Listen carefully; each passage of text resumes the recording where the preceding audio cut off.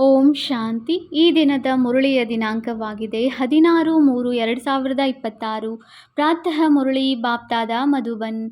ಮಧುರ ಮಕ್ಕಳೇ, ನಿಮಗೆ ಸದ್ಗತಿಯ ಎಲ್ಲದಕ್ಕಿಂತ ಭಿನ್ನವಾದ ಮತ ಸಿಕ್ಕಿದೆ. ದೇಹದ ಎಲ್ಲ ಧರ್ಮಗಳನ್ನು ತ್ಯಜಿಸಿ ಆತ್ಮಾಭಿಮಾನಿಯಾಗಿರಿ.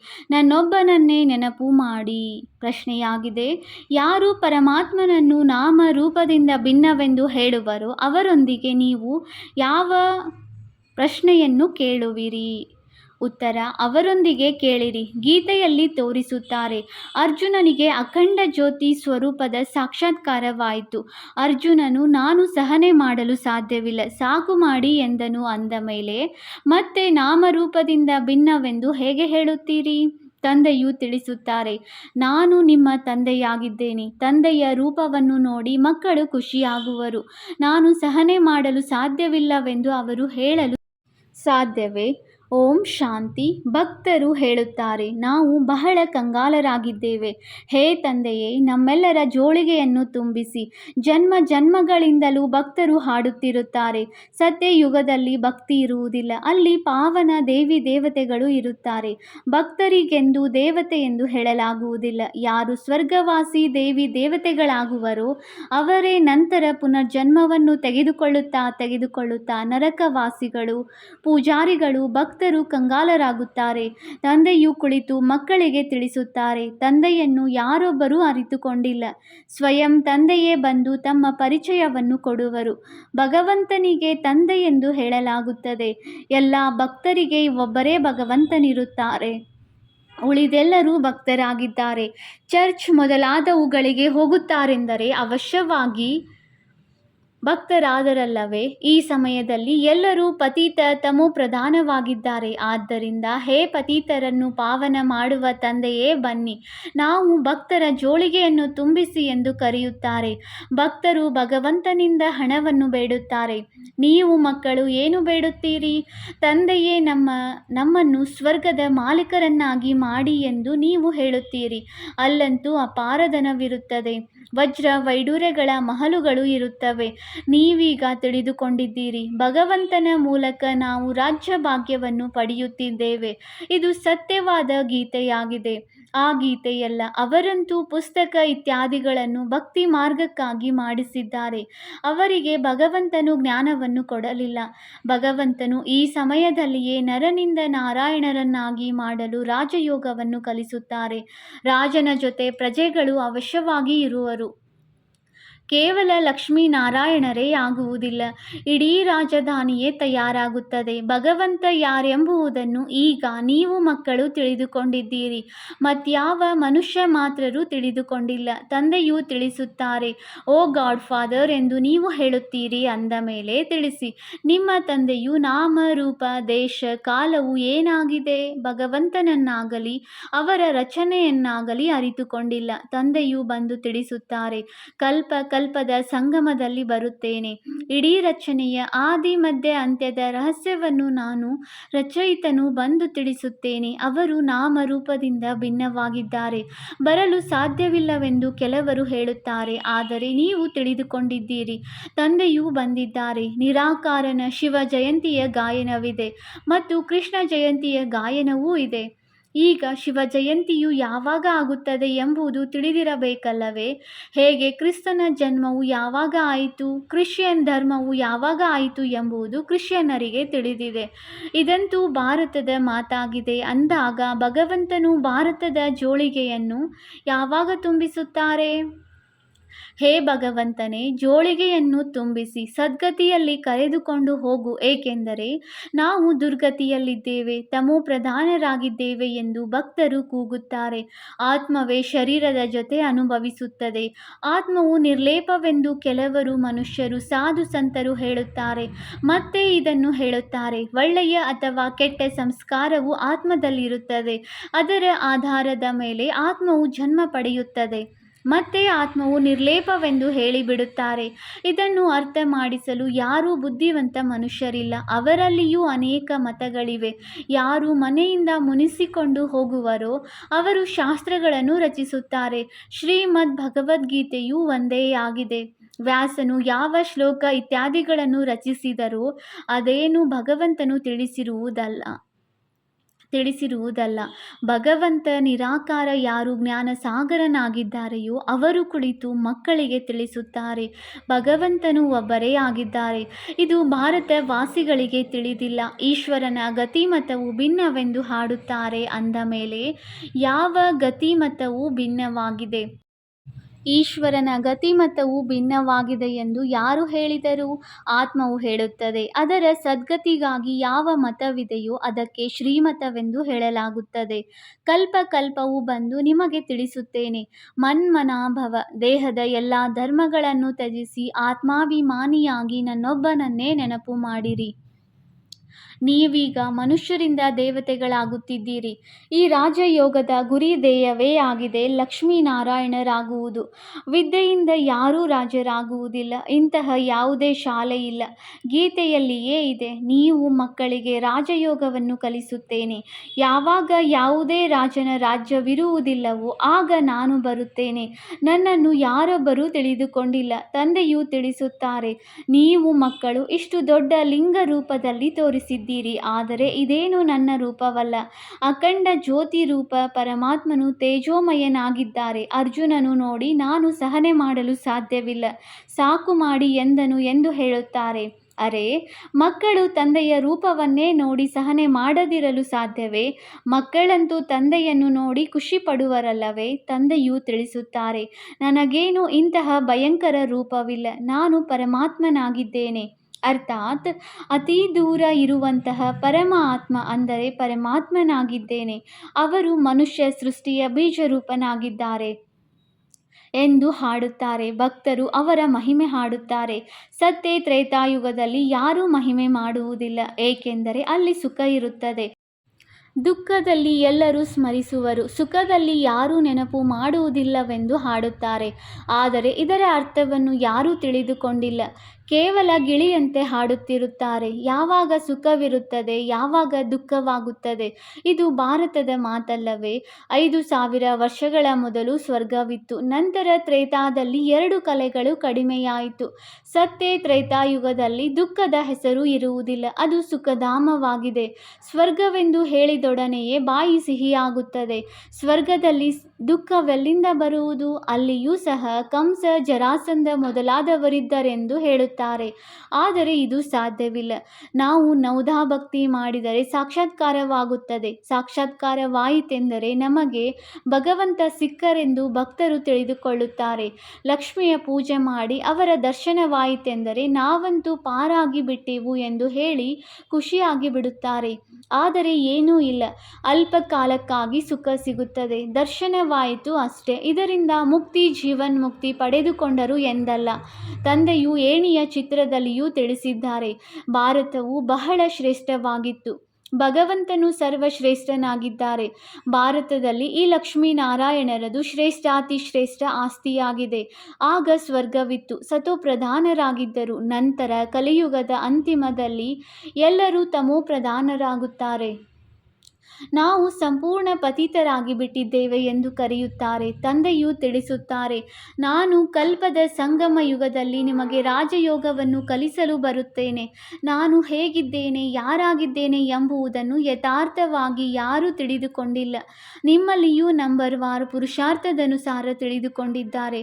ಏಣಿಯ ಚಿತ್ರವನ್ನು ತೋರಿಸಬೇಕಾಗಿದೆ. ಇದು ಭಾರತದ ಏಣಿಯಾಗಿದೆ.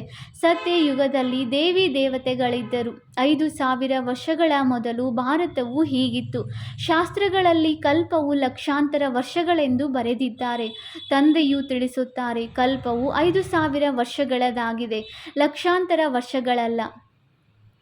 ಸತ್ಯ ತ್ರೇತಾಯುಗವು ಹೊಸ ಪ್ರಪಂಚ, ದ್ವಾಪರ ಕಲಿಯುಗವು ಹಳೆಯ ಪ್ರಪಂಚ. ಅರ್ಧ ಅರ್ಧ ಭಾಗವಿದೆಯಲ್ಲವೇ? ಹೊಸ ಪ್ರಪಂಚದಲ್ಲಿ ನೀವು ಭಾರತವಾಸಿಗಳಿದ್ದೀರಿ. ಕೃಷ್ಣನು ಸತ್ಯಯುಗದ ರಾಜಕುಮಾರನಾಗಿದ್ದಾನೆ.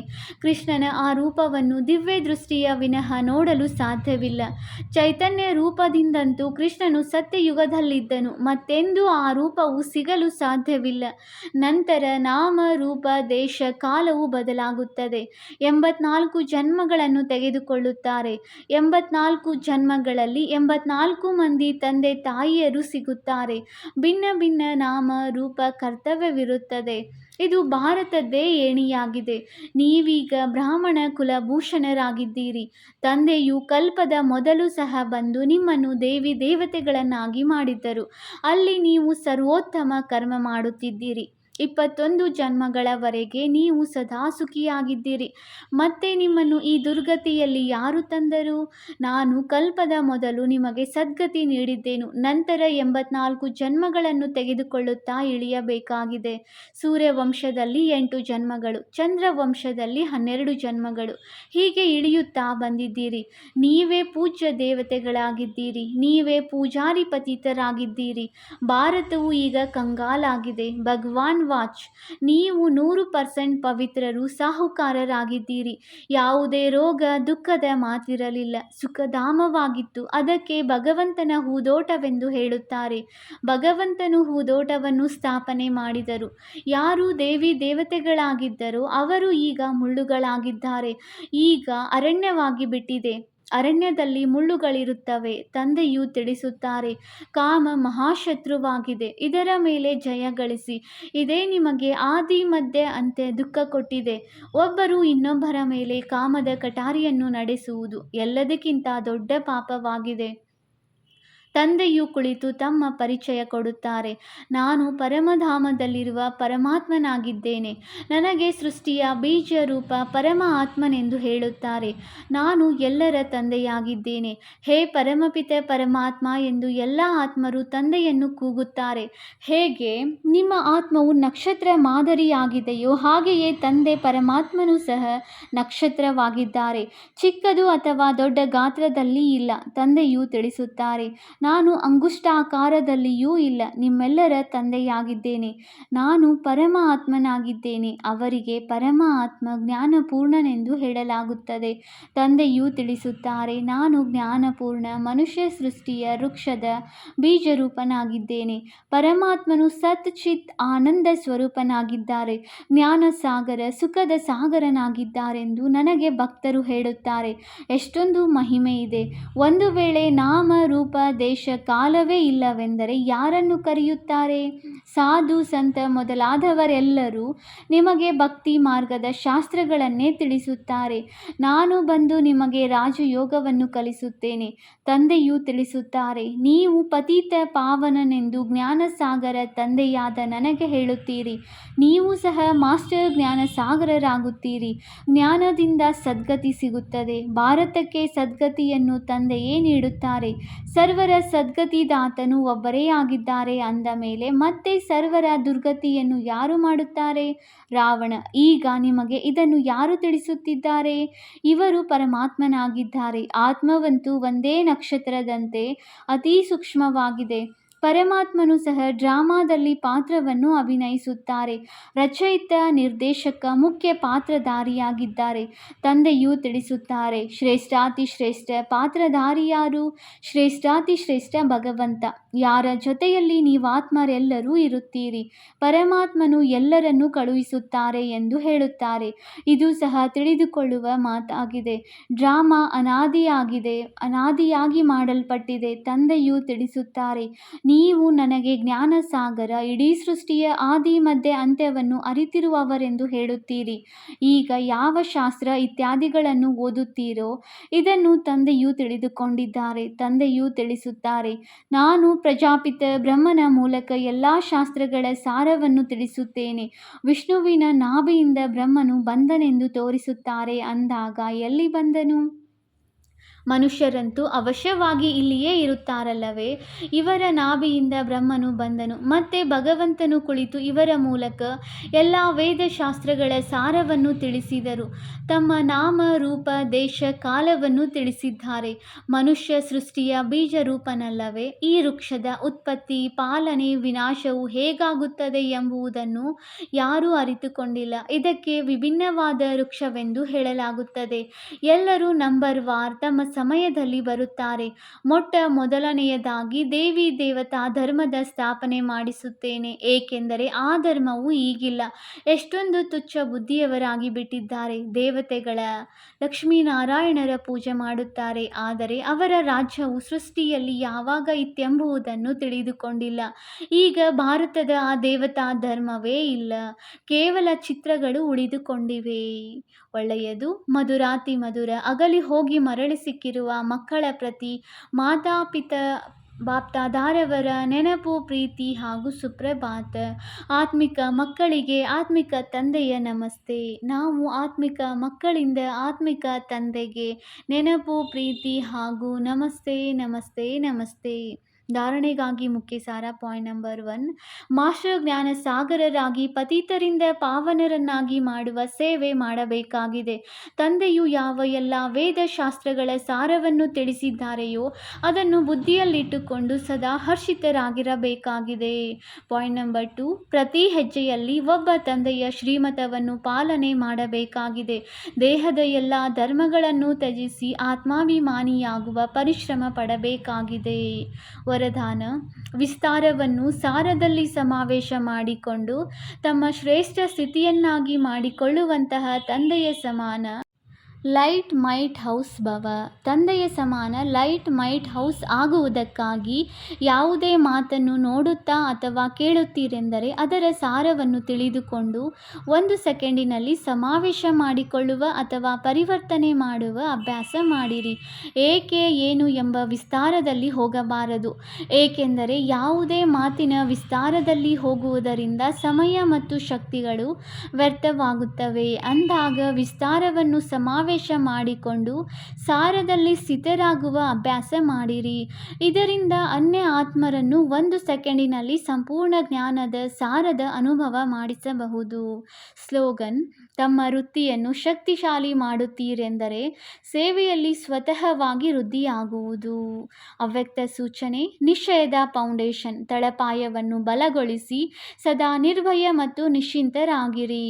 ಒಂದು ವೇಳೆ ನಿಶ್ಚಯ ರೂಪಿ ಫೌಂಡೇಶನ್ ಪಕ್ಕಾವಿದ್ದರೆ ಸಹಜ ಯೋಗಿ ನಿರ್ಮಲ ಸ್ವಭಾವ, ಶುಭ ಭಾವನೆಯ ವೃತ್ತಿ ಮತ್ತು ಆತ್ಮಿಕ ದೃಷ್ಟಿಯುಳ್ಳವರಾಗಿರುತ್ತಾರೆ. ಚಲನೆ ಮತ್ತು ಚಹರೆಯಿಂದ, ಮುಖದಿಂದ ಪ್ರತಿ ಸಮಯ ಸರಳತೆಯ ಮಿಂಚು ಅನುಭವವಾಗುತ್ತಿರಲಿ. ಪ್ರತಿಯೊಬ್ಬರ ವಿಶೇಷತೆಯ ಸ್ಮೃತಿಯಲ್ಲಿಟ್ಟುಕೊಂಡು ಒಬ್ಬರನ್ನೊಬ್ಬರಲ್ಲಿ ವಿಶ್ವಾಸವಿರಲಿ. ಆಗ ಅವರ ಮಾತುಗಳ ಭಾವ ಬದಲಾಗಿ ಬಿಡುವುದು. ಓಂ ಶಾಂತಿ.